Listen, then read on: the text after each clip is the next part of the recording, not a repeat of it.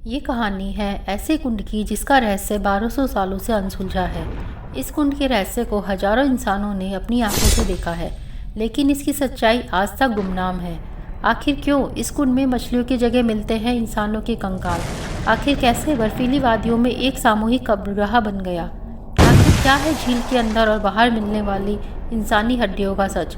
आज आपको सुनाएंगे उत्तराखंड के चामोली जिले के रूपकुंड की कहानी, जो गलती है कंकाल।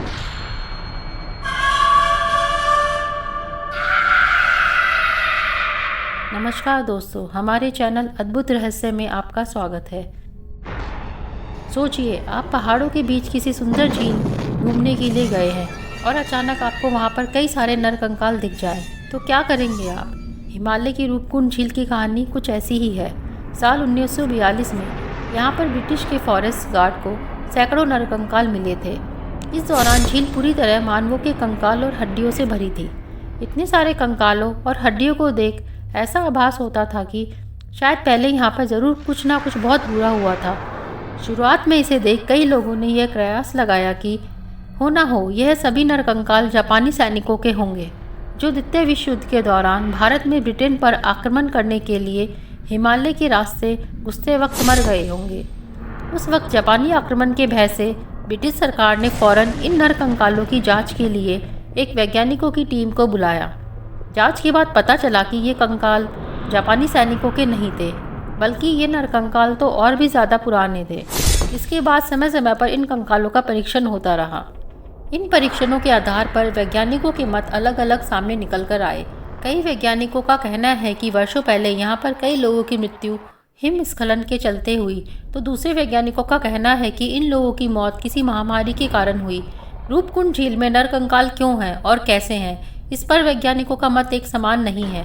इसके पीछे कई कहानियां बताई जाती हैं। कंकाल वाली इस झील का एक सिरा भगवान शिव और माता पार्वती से भी जुड़ा माना जाता है। दावे किए जाते हैं कि ये वही कुंड है जिसे भगवान शिव ने अपने त्रिशूल से बनाया था, जिससे निकले पानी को पीकर माता पार्वती ने अपनी प्यास बुझाई थी।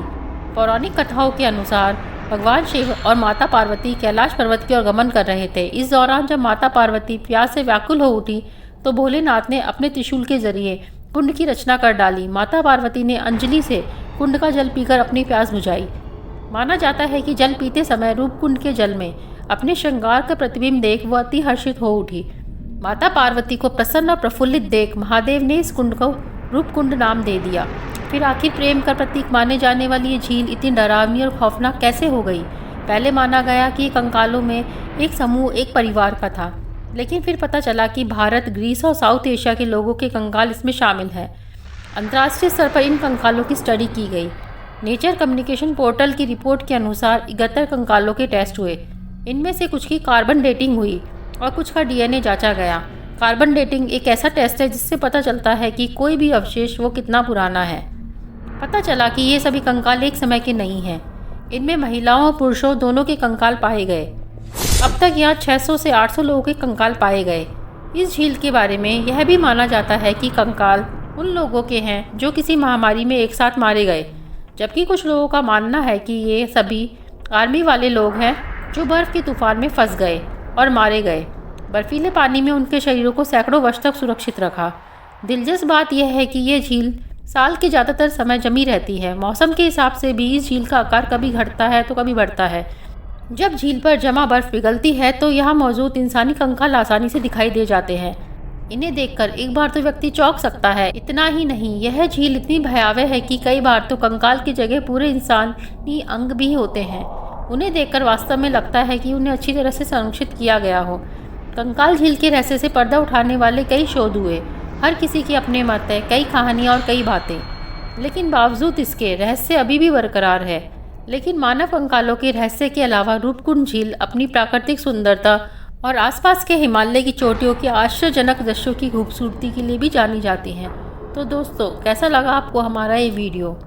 अगर आपको हमारा वीडियो पसंद आया हो तो उसे शेयर कीजिए, लाइक कीजिए और सब्सक्राइब कीजिए, और बेल आइकन दबाना ना भूलें, ताकि आगे आने वाले वीडियो की जानकारी आपको मिलती रहे। धन्यवाद।